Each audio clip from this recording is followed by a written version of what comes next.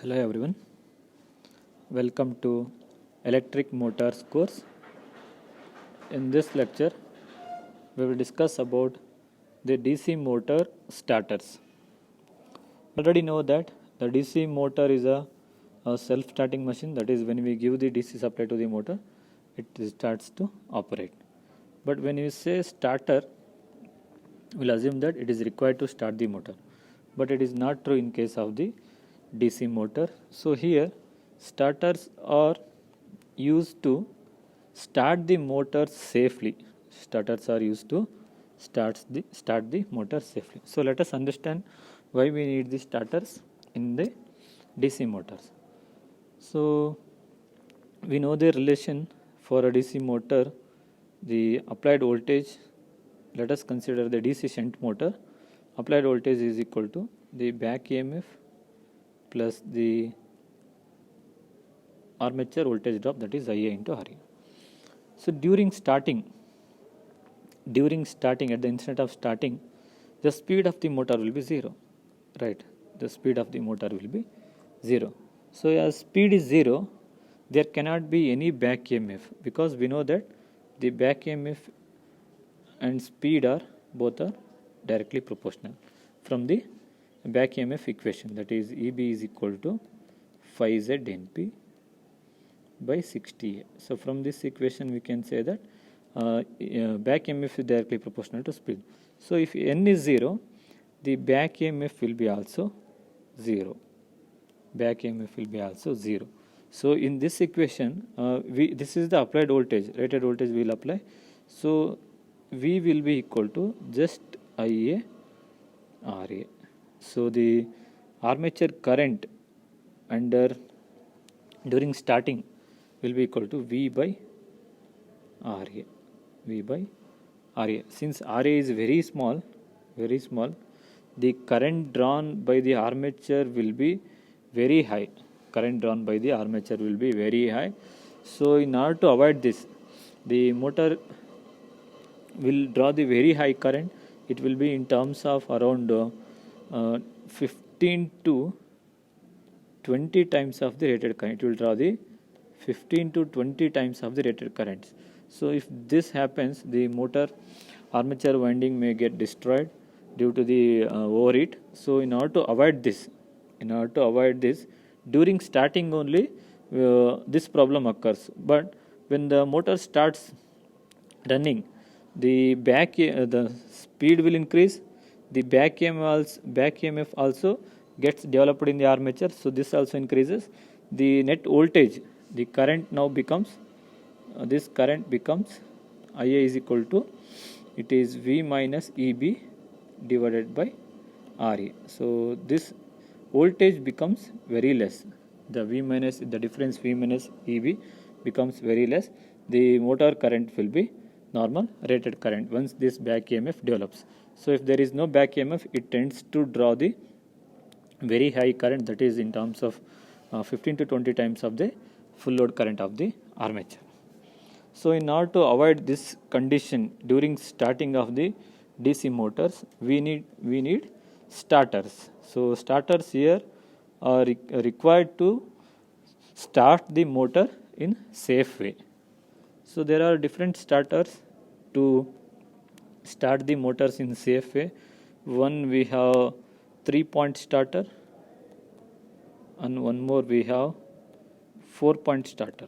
3-point starter and 4-point starter. So let us discuss one by one what is 3-point starter and how does it work, and similarly 4-point starter. So first is a 3-point starter. So as name indicates, there are 3 points here in the starter. So those 3 points are this point L, point F, point A. Point L indicates it is connected to the line, that is the supply voltage. Point F indicates it is connected to the field. The point A indicates it is connected to the A. That is, so since there are 3 points, it is called as 3-point starter. So normally DC shunt motor, what we will do, we will directly give the supply to the field winding and armature winding. So if you do this, what will happen? during starting armature will draw the more current, it may damage the armature winding also. So in order to avoid that, we are using a starter here. So this starter starts from, again we need to give the supply to the point L. So after point L, you can see here it is connected to the overload release. There is a coil here, you can observe here, there is a coil here. So this is connected to the overload release. From this it is gone back to the spring here. There is a spring here. Okay, there is a spring here. From this the supply is it goes to this handle, starter handle. So supply is continuous till the starter handle. So at this point it is opened. So this is the off position. When you turn on the supply also, when the handle is at this position, the motor will not get the supply. Here we need to observe one more thing. There is a soft iron piece connected to this starter here. There is a soft iron piece. Okay, so we need to here handle, starter handle. We need to move this starter handle manually here. Okay, so if you move this from point off to these points are called as studs. These points are called as studs. So stud 1, 2, 3, 4, 5 and finally at the run position. So between the studs we can see there are resistances connected, R1, R2, R3, R4, R5. So when you move this handle, starter handle, let us assume we first move to the position 1. So when it goes to position 1, the current will flow through all the resistance. You can observe current will flow through all the resistance, and this same current will go to the motor armature winding. So what happened now, since the presence of the large resistance in the armature circuit, the series in the armature circuit, this resistance will be connected in series, the current drawn will be reduces. Since the resistance increases, the current decreases. So during starting we have avoided the large currents by connecting a rheostat. So similarly, as you go on to stud 2, the amount of resistance decreases. Stud 3 again decreases, that is it goes like this here, from here, from here, from similarly from stud 5 it goes from here like this. So at last at run position, by the time the stud comes to run position, the back EMF will be developed in the armature. Thereby the current drawn by the armature will be within the rated current. So this is how we can start in a safe way. So here we have one more winding, that is field winding also needs to get the supply. So you can observe when you move to stud 1, the field winding gets the supply from this point. It is connected to one more coil, it is called as no volt coil. So it is field winding gets the supply like this. So when it goes to point 1, it gets the supply. So here the function of this no volt coil, is, so when the current is passing through this coil, what happens, it produces the magnetic force. So when you move this handle from here to slowly here to the run position, the magnetic force here due to the no volt coil, from the no volt coil there will be a magnetic force. Due to this magnetic force, this force attracts this soft iron piece here connected here. So this is a soft iron piece connected here. So this force attracts and holds at run position only. So this soft iron piece gets attracted towards this magnetic force, and it is always connected to the run position during running conditions. So if there is no supply through this coil, what happens? The current will be, if there is no current, the magnetic force by this coil will be 0. The force of attraction becomes 0. The handle move back to off position. So this is the function of the no voltage coil, that is it holds the handle in run position under running conditions. So here there is one more coil, that is overload release. Let us understand what is this overload release.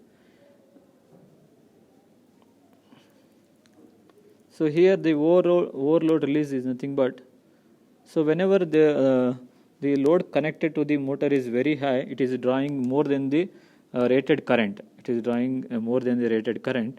Then what we will do is, the current flowing through this field winding, you can observe here, current flowing through this field winding. The current is, you can observe here, one current is connected to this point, one more current is connected to this point. So if the current drawn is very more from the supply, current drawn is more than the rated through this supply, then what happens is, this will be sensed by this. There is a one more iron piece here, there is a one more leveler. This is a leveler, we can call it as leveler here. So on this leveler there is a triangular iron piece, we can observe here, this is a triangular iron piece. So what happens is, the triangular iron piece under, if there is a very high current, this will be sensed by this overload release, this overload release coil. The current flowing through this coil, you can observe, due to the current flow, if the current is very high, that is greater than the rated current, since the presence of the overload, what happens, the magnetic force of attraction, it creates the magnetic force again here. This magnetic force will be very sufficient enough to move this leveler upwards, When this leveler moves upwards, what happens, the triangular will come in contact with these two terminals. So when these two terminals gets connected, you can observe this supply here will be disconnected from the coil, right? Supply will be, that is, it will be like short circuiting here, it will be short circuiting. When this happens, the supply to this no volt coil, it will be shorted here only, right? When it is shorted here only, the supply to the no volt coil, that is, you can observe, when it is shorted here, the supply to the no volt coil,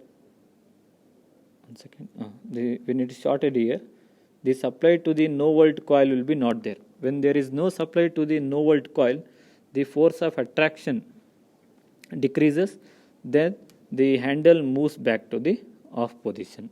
So this means, so when there is a overload current drawn, then the motor will automatically come back to off position. So that is the advantage of this using no volt coil here. So there are two coils, one is no volt coil, one more is overload release coil. So this is the working of the 3-point starter. So there is a one disadvantage here using this starter. So as the starter handle moves from studs to studs, you can observe, when it comes to stud 1, the field current will flow like this. When it goes to stud 2, the field current will be, this resistance will be included. Again 3, this resistance will be included. Again 4, this resistance will be included. So it keeps on increases. At run position also, all the resistance will be included through this field circuit. So this is the disadvantage of using this 3-point starter. So here we cannot use any rheostats to control the speed of the DC motor, shunt motor, by using the flux control, because the current will be reduced here itself in the rheostat. So this is the disadvantage of using this method. So to overcome this, there is one more method, a copper brass. You can observe here, to overcome that, a copper brass is connected here. You can observe, this is a copper arc, it is a copper arc or brass arc. So it is connected with the handle. So when you move the handle, there will be supplied to this copper brass. So you can observe the resistance will not be included here. The copper brass is again connected to no volt coil. From no volt coil it is going to the field circuit. Okay. So here, if there is any, again same functions, here we have a overload release, here we have a no volt coil. So just here we are avoiding the inclusion of this resistance in the field circuit. by using the copper or brass arc. So directly we are using this supply without adding any resistance. So this is the about the 3-point starter. At last we have the 4-point starter. So why do we use 4-point starter is this speed control. For controlling this speed, what happens here is you can observe if you connect any rheostat in the field circuit, what happens? The current to the field winding is coming from the no volt coil, right? Current to the field winding is coming from the no volt coil. So if you include any resistance in this field winding, the current decreases here. The current decreases. As the current decreases, the magnetic force of attraction by this no volt coil also decreases. So if this decreases, magnetic force of attraction decreases, this iron piece may get detached from this no volt coil, so the motor may go to off condition. So to avoid this, we use one more starter, that is 4-point starter. So again same thing is there. You can observe there is a overload release coil, there is a no volt coil, but here what we do is from this brass arc, we will draw two supply. One is directly connected to the field, one more is connected to the no volt coil, and it is connected to the 4th point, that is called as N. So since here there are 4 point L, point N, F, A, it is called as the 4-point starter. So this 4th point is again connected to some resistance, and it is connected to back to supply. So here you can observe if there is